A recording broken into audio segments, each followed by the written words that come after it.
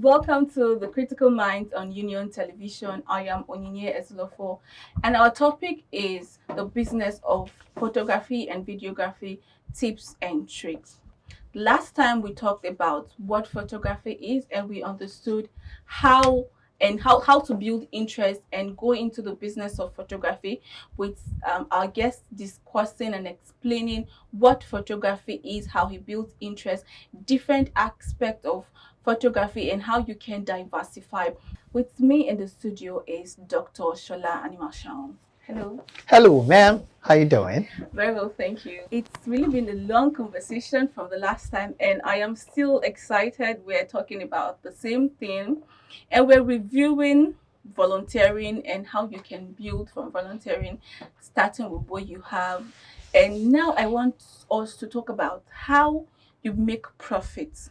Now we know that there are established photographers who don't really need to do much to sell their pictures. And there are people with amazing pictures, amazing pieces. They framed it, they are running around the streets looking for who to buy. So, what do you think about this kind of situations, and is it demoralizing? Okay, so let's start.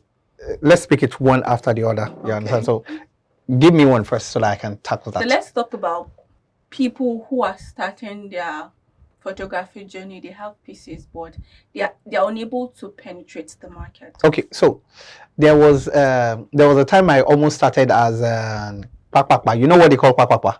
Pakpakpa means those people that you see at the parties that they will take you a picture, quickly go and print it, then they'll be looking out for you. And I almost started like that. See, your journey is not demoralizing if it will get you to your destination. You understand?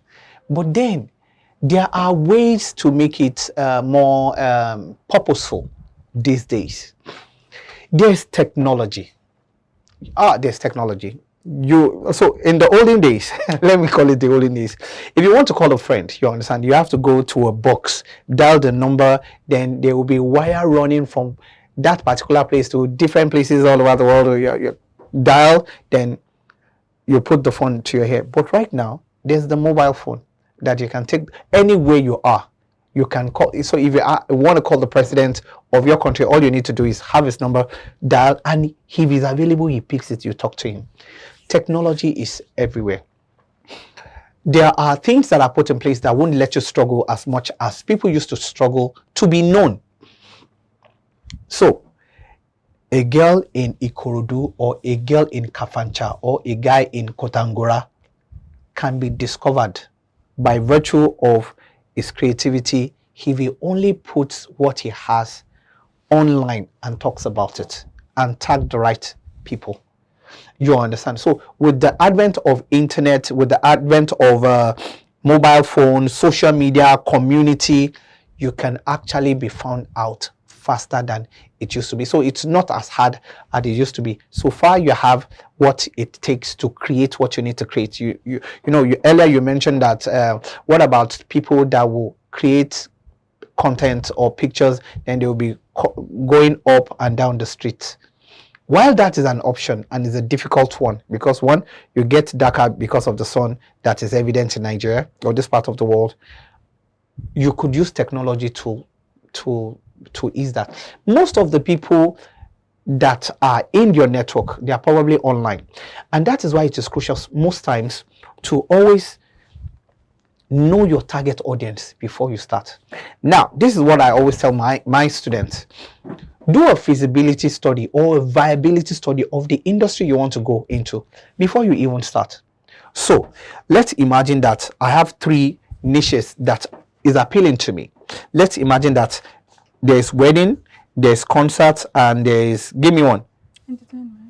Entertainment is so let's say concert. Yeah. Let's say travel, wildlife, or okay, so let's say wildlife. Yeah. So let's say wildlife. So I'm making an analogy. Okay. Now. So for example, now, if I will consider, so let me use myself as an example.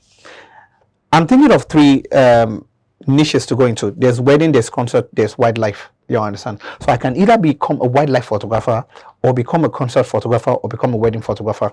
Now, I haven't seen a lot of wildlife photography being done this part of the world There are places where you see people do wildlife and you'll be amazed, and they are paid for it. This part of the world is not popular. You understand? What is most common are events and weddings. You understand? Now, there are different genre of photography. There's concert, there's wedding, there's sport photography, there's travel, there's any aspect that you think people can take picture. It exists, and they are in fact, there's what's called macro photography. People take pictures of insects and they make money. You will take picture of disgusting fly, and the fly will look so beautiful, and you'll be seeing thousands of eyes. You understand? There are people in that field. But see, before you pick a niche, look at one that is sustainable. You need sustenance first. You can't tell someone that is hungry, you understand, to be ridiculously creative. You understand? So when you do a viability study, look for where you are mostly likely going to get sustenance. If you're doing wildlife photography, there's a tendency. How many hotels have you gotten to that you see a picture of lion or a picture of how many compared to picture of landscape? You understand? How many landscape photographer do you know in Lagos or in Nigeria? Yeah, how many landscape? I don't know them. Good. But then if you're talking of fashion photographer, you could count one or two. If you're talking of wedding photographer, by the time you Google, you see quite a number. If you're looking for event photographer, so people are most drawn to where the business is, where they can make most money. You understand? So to sell your service, instead of walking around, look for the niche that is sustainable, so that you will not be selling ice to the Eskimos. You understand? So if I have what you are selling, there's a tendency that I will not buy. If you're selling what I do not have, there's a tendency that I might want to buy. So it is easy to do visibility study, do viability study. List the industries that you are particular about. Look for the one that there's sustenance. When you have the sustenance, now look for the one that you want to be known for. You understand? When you are known, you can now decide the one that you want to follow the path. Okay. So if you're lesser known in, or you want to do a visibility study, especially in Lagos, I think what you would consider is wedding and event, because almost every Friday, yeah, all your streets, something is happening there. Yeah, but then don't forget that you could be a wedding photographer and not get a wedding gig. It's possible. So that's the reason we are doing this study, to know where to go into. Oh, okay. Right? The gigs will come when we know we have a part. So you actually mentioned what I want to ask. Okay. Because this industry is saturated. There are a lot of people every day. Weddings by this, weddings by that. How do I come in? Okay. How do you penetrate and get gigs? Because there are gigs that will just give you transport to your house, but for how long? So there was a photographer that I heard about that used to do photography for free. You understand? Help friends do become a second shooter for some of his friends. This guy is now one of the biggest wedding photographer in Nigeria. Start. You understand? Now we're speaking about volunteering. Yes. You understand? See, it's some of the there's an adage in Yoruba that says that Tori bakpele adire. It means that, another way you can call it is surulere. Do you know the meaning of surulere? I know it's a location. So the meaning of surulere means patience has its gains. Okay. This thing takes time. I kid you not. Sometimes it takes years. Sometimes you may not have breakthroughs till a couple of years. You understand? Sometimes it could happen faster for some people. You understand? But then how many people will give you it's once in a lifetime event, wedding, give you their wedding. They're not marrying twice. You understand? Traditional white, and you now mess it up. No. For you to build a portfolio, it will take you time. You can't except I don't know anybody that you give a wedding to and it's the first time that they are doing wedding and they will say, okay, I'm here to do your wedding. Sorry, it's my first time. You'll be like, it's your first time. and you're testing us out. No, you must have, there are things that you must have. I do not know any aspect of photography that you do professionally that you want to be known for that you will not have had particular prerequisite skill. You must take time, just like you would take time to go to primary school, go to secondary school, go to university before you start looking for work. Now, don't forget that by the time you are applying for work, they will ask you for 3 years experience that you will probably not even have. You understand? So it is crucial that you understand that you have to put yourself through some training, some qualification, some training that will qualify you, that will give you confidence before you tell people that, oh, I'm an amazing wedding photographer. And the best way to market yourself, you understand, is to share assignments that you are done. People won't give you that privilege if you are not good. Now, how will you get to be good? You have to follow someone that is good to learn the craft, or pay someone that does that kind of training, learn the craft, or learn from online and volunteer. Of course, nobody will give you a whole wedding to shoot as a volunteer. People will rather pay someone that is skillful. You understand? But then join someone that. So I said the other time that if you are in a community, I mean religious community, if there's a wedding, you understand, in your church, you understand, volunteer to do the wedding for free. They would have had their official photographer. You be their own official photographer.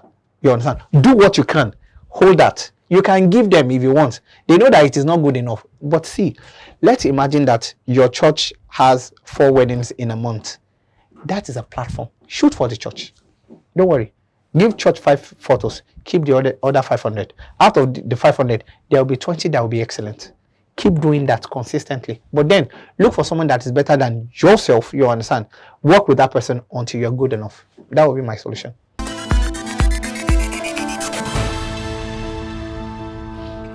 Awesome. So it's still about learning and growing in the process. Totally. Now, there's this thing that everybody knows, pictures speak volume. Yes, it does. And there are people that take pictures, and it just looking at the picture, it gives you an image or a representation of what the place is or what the location is. But then there is this thing about telling the African story through pictures, and it's causing stereotype of the African people.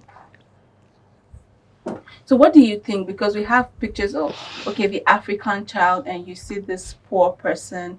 I mean, these pictures were taken by Africans. So some example, we have a lot of pictures about Makoko, and it is believed that there is high poverty in Nigeria. That does not mean that every country has good places and bad places. They have slums in almost every country. Yes, you're right. But when the picture is that Nigeria has a moving slum and we have pictures and image to back it up, that is stereotyping the Nigerian people, because less attention is going to be paid to maybe something else, but there is more attention about the slum and the pictures. Okay. So, talking about African stories. So, a couple of years ago, I was in Two-Face was shooting a music video with Southeast Soul, and the title was "Oya Come Make We Go." Okay. You understand? And it was shot in Kenya. So, I followed Two-Face to Kenya, and I got to meet some Kenyan photographers. And by the time I saw their portfolio, I'm like, it can't be possible. And the guy said that there was a collective of photographers, and when they sat down, when they searched for images about Kenya, the only thing they were seeing were malnourished kids. Children. You understand? Malnourished kids, malnourished children, and all of that. So they did a collective of photographers from different regions of Kenya.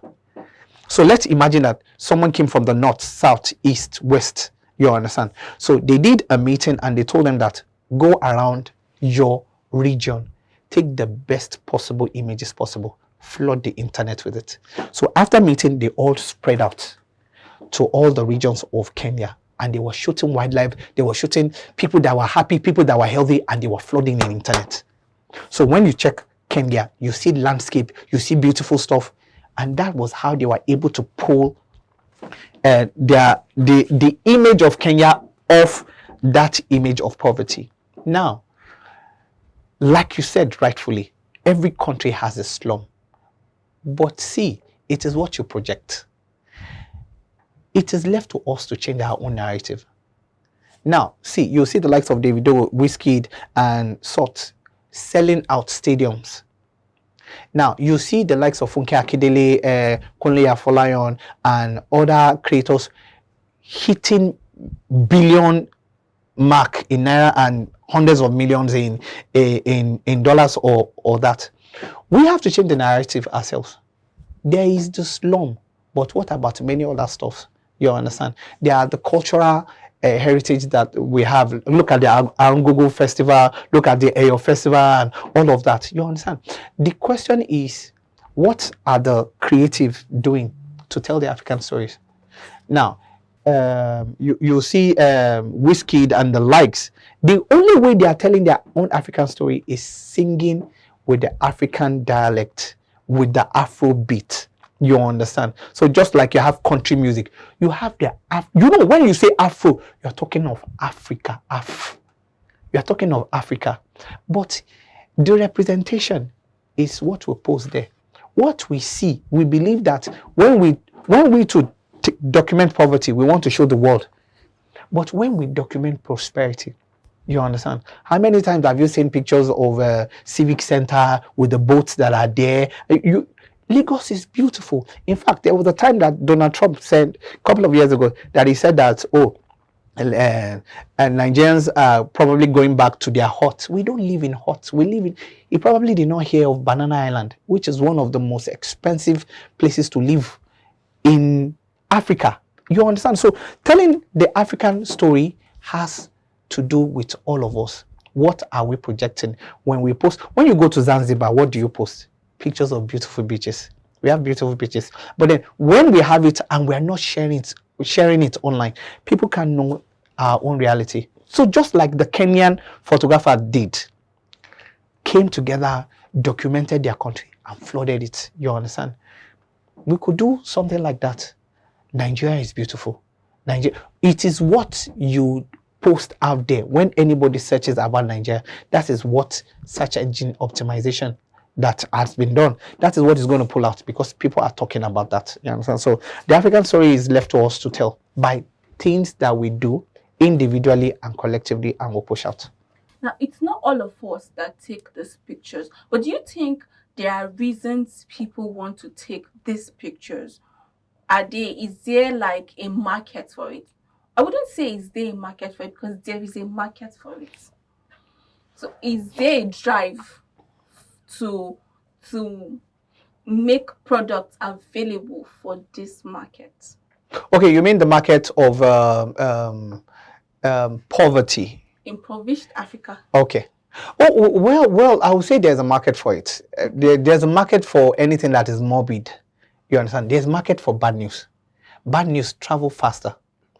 The reason why some people watch some particular channel, cable channel, is because of the bad news that they are getting. They didn't know that they are attracted to it. There is war in Kinikon, there is war. Then, because of that war, you see a lot of people going to watch it. You understand? It's not a lot of people that are happy with good news. You understand? So there's market. You understand? There's market for it, and not only is that there's there's market for it, because we have seen that what is empathetic gets a lot of views or a lot of likes. You understand? We want to post online what will draw people's attention to have more comments, more likes. You understand? Mm-hmm. Look, for example, at when Bobrisky was jailed. You understand? The news, the buzz was plenty. You understand? That's bad news. That the fact that someone is going to jail. You understand? But then, and if you heard that he's released tomorrow, it won't make as much news as the one that was bad. You know? So bad news attracts more attention. But then there's always a market for the good and the bad one. And it is affecting us. You understand? It's affecting us. And while you know that something is affecting you adversely, you have to change the narration. So you mentioned Makoko the other time. You've heard of Venice before. Venice is a town on water, just like Makoko was on water. Okay. Yeah. So Makoko could actually be the Venice of Nigeria. So Venice has, is it pangolas they call it, boats that they will use to take you from one place to, it's a city on water, just like Makoko.